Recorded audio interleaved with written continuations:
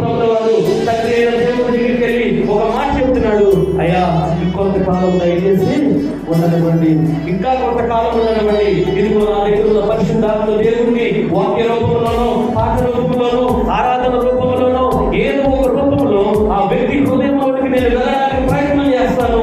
తన హృదయాన్ని నేను మారుస్తాను, తన జీవితాన్ని నేను మార్చడానికి ఎంతగానో ఇష్టపడుతున్నాను. కాబట్టి తను మాట్లాడు, తనని ఏమీ చేయదు, తనను మరణానికి అప్పగించదు, తనని రోగాలు పాలు చేయదు అని దేవుడు నీ పట్ల నువ్వు ప్రార్థించినా ప్రార్థించకపోయినా, నువ్వు మెరుగుగా ఉన్నా నిద్రపోయినా, ప్రతి సమయంలో కూడా ఆయన మూలుగుతో కన్నీరు కాచి దేవుడిని మొదలుపెడుతున్నాడు. ఆయనే నజరేయుడైన యేసు. హల్లెలూయా, హల్లెలూయా. అలాంటి దేవుడు మనం కలిగి ఉన్నప్పుడు మన మనస్థితి మారిపోవాలి, మన జీవిత విధానం మారిపోవాలి, మనం మాట్లాడే మాట మారిపోవాలి, మనం పాటలు పాడే విధానం మారిపోవాలి, వాక్యాన్ని బోధించే విధానం మారిపోవాలి, వాక్యాన్ని చదివే విధానం మారిపోవాలి, మనం ప్రార్థించే విధానం మారిపోవాలి. ఎందుకంటే ఈ లోకంలో కోటాను కోట్ల దేవదూతలు దేవుడు అని చెప్పబడిన వారు ఎంతో మంది ఉన్నారు. వారు కోరుకుని ఏదో తెలుసా? ఇదిగో నీ కుటుంబం బాగుండాలంటే, నీ సమాజం బాగుండాలంటే, నీ పరిస్థితులు బాగుండాలంటే, నీకు సమస్య అంతా బాగుండాలంటే ఇదిగో ఒక బలి అర్పించు, ఇదిగో ఆ బలి నాకు తీసుకురా, ఆ కానుకలు నాకు తీసుకురా, నాకు అది తీసుకురా, ఇది తీసుకురా అని దుర్జప కోరికలు కోరి వారందరినీ కూడా అమాయకత్వపు పరిస్థితులను తీసుకెళ్లి వారందరి నుండి తప్పుడు పనులు చేస్తున్న ఒక విగ్రహారాధన ఉన్న సమాజంలో మనం ఉన్నాం. కానీ ఒకే ఒక్క దేవుడు ఉన్నాడు. ఆయన అడుగుతున్నాడు, నీ బలి నాకు అవసరం లేదు, నీ అర్పణ నాకు అవసరం లేదు, నీకున్నది ఏది నాకు అవసరం లేదు, నువ్వు మాత్రం నా దగ్గరికి రా, నువ్వు మాత్రమే నా దగ్గరికి రా, నీ మనసు నా దగ్గరికి రా, నీకున్న పాపాలను విడిచిపెట్టి నా దగ్గరికి రా, నీకున్న వ్యసనాలు విడిచిపెట్టి నా దగ్గరికి రా, నీకున్న ప్రతిదీ కూడా విడిచిపెట్టి నా దగ్గరికి రా. ఇదిగో నేను నీలో సంచారం చేయాలనుకుంటున్నాను, నీ మనసులో నేను ఉండాలనుకుంటున్నాను, నీతో పాటు నేను జీవించాలనుకుంటున్నాను. నాకు నీ దగ్గర నుండి ఏమీ అవసరం లేదు.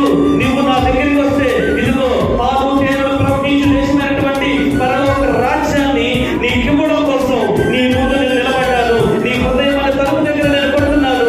నాకు మరుడా, నాకు సమయం ఇచ్చి నువ్వు తలుపు తీస్తే కనుక నేను నీతో ఉంటాను, నువ్వు నాతో ఉంటావు. మనందరం కలిసి దేవుని రాజ్యమును, పరలోక రాజ్యమును, దేవుని సన్నిధిలో మనం ఉంటాము. నీవు నాకు అవకాశం ఇస్తావా? నాకు అవకాశం ఇస్తావా అని దేవాది దేవుడు నీ ముందు నిలబడి అడిగితే, అలాంటి దేవుడు మనం కలిగి ఉన్నందుకు ఇప్పుడు మన మనసు ఎంతగానో మార్చుకుంటారు. అలాంటి దేవుడు మనం కలిగి ఉన్నాం. అలాంటి పరిస్థితుల్లో మనం ఉన్నాం.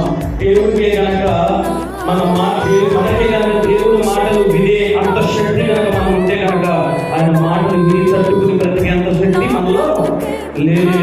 ఇశ్రాయేలీయులతో మాట్లాడతానని నిర్మాకాండంలో యెహోవా దేవుడు చెబుతున్నప్పుడు, బాబు మోసే దేవుని మాటలు మేము వినలేము, ఆ స్వరాన్ని విన్నామా వెంటనే చనిపోతాం, ఆ స్వరాన్ని మేము వినలేము అని వాళ్ళు భయపడిపోతున్న సందర్భంలో దేవాది దేవుడు తెలియజేస్తున్నాడు, మోషే నువ్వు సినాయి పర్వతం మీదకి రా, నువ్వు ఆ పర్వతం మీదకి రా, నేను ప్రతిదీ నీకు తెలియజేస్తాను, నువ్వు వెళ్ళి నా ప్రజలకు తెలిసి అని అన్నాడంటే ఒకసారి ఆలోచించండి.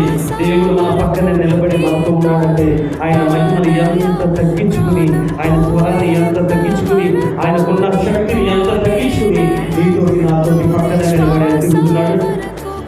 మీరు గుర్తు పెట్టుకోండి, మీరు గుళ్ళు పెట్టి చేసుకోండి. కుటుంబంలోకి మనం వచ్చాం, గుళ్ళు పెట్టి చేసుకుని ఒక మాటలు మీకు తెలియజేస్తాను. ఎన్ని ప్రమాదాల నుంచి మీరు తప్పించబడ్డారు, ఎన్ని వ్యాధుల నుంచి మీరు తప్పించబడ్డారు, ఎన్ని అప్పుల బాధ నుండి మీరు క్షణంగా పరిస్థితుల్లో మీరు విడిపించబడ్డారు. ఎన్నోసార్లు మీకు ఈ జీవితం ఎందుకు, ఈ పరిస్థితి ఎందుకు, నేను ఏదైనా అయిపోతే వాళ్ళు ఈ పరిస్థితి ఏంటి అని మీరు కన్నీరు కాల్చకుండా ఉన్నారా? ఏ సందర్భంలోనైనా మీకు